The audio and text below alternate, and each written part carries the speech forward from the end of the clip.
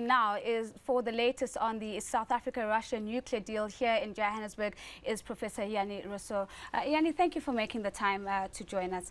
And perhaps for the focus of our conversation is really just trying to understand the funding model behind this particular deal, should it move from being a framework agreement into a deal.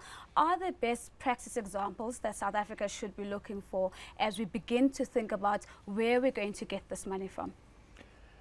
Nozi, good afternoon to your viewers. The first thing we need to get clarity on as South Africans is the question exactly what is being negotiated. Are we buying nuclear reactors? Are we buying anything? Are we negotiating a framework? Are we going out on tender? What exactly are we doing? And the President and the Minister of Energy, they now owe a very urgent and serious explanation to all South Africans. We really don't exactly know what is going on. We think we are buying nuclear reactors, but we are not sure. What should we be buying? What should we be doing if we're going to be doing anything at all with the Russians?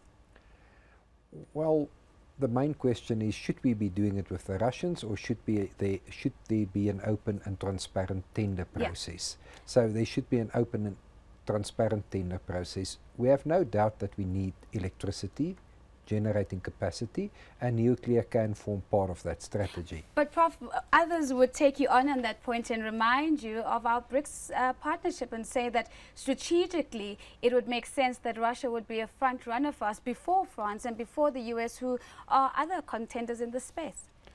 Well, these plants are very expensive. So if Russia should be a front runner, we should see commitment from Russia that they are prepared to sell it to us at a cheaper price than other competitors. Top of mind, I would assume, as a key concern for South Africans is the actual cost of whatever it is that we're negotiating.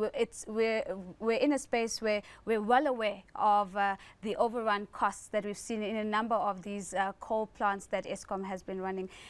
What are the key considerations we should be thinking about as a country now if we are to go ahead to ensure that this stays within the cost and that we don't end up having to work ourselves into a debt trap because of it? Yes, naturally, Nozi, we need project management skills. We need specific skills on implementation if we buy these nuclear reactors. There is, of course, the other concern that the government under the leadership of Mr. Zuma has not exactly shown to South Africans that they are very ethical in their dealings. And the last thing we can afford at this point in time is another armaments procurement scandal. So the procurement must be done transparently. It must be subject to scrutiny. It must be clear that no bribes are paid. And then we need to buy these reactors in an incremental fashion. We need to buy one. And make sure that we can roll out one within budget, within scope, and then go on and procure more. And at the same time, parallel with that, we need to develop renewable energy such as sun, wind. I mean, if we look at the integrated resource plan that you're referring to now, nuclear has its place as well as the renewables. Would you then say that consumers, and I find that a lot of South Africans are still stuck at this emotional level where they can't get over the environmental risks that nuclear holds. Do you think that as a country we've done enough to handhold the population to move beyond that and to truly see the benefits of nuclear as part of the integrated approach? We've had Koeberg for many years down in the Western Cape. We've not had serious incidents other than maintenance incidents at Koeberg. So South Africa has shown from that perspective that it can run nuclear reactors. And there's no reason why we cannot run more than one. We have the skills of running them. The skills problem is one of building these reactors. A final one before I let you go, the strategy we should be employing for local players to ensure that on the back of this deal we see black industrialists also coming to the fore.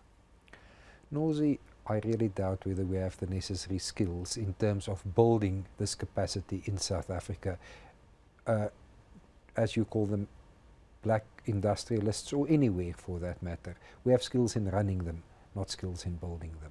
South Africa has the skills in running nuclear power plants, but certainly not the skills in building them. That's a big thank you to Professor Jannie Rossouw. He is the head of the School of Economics and Business Sciences at Wits.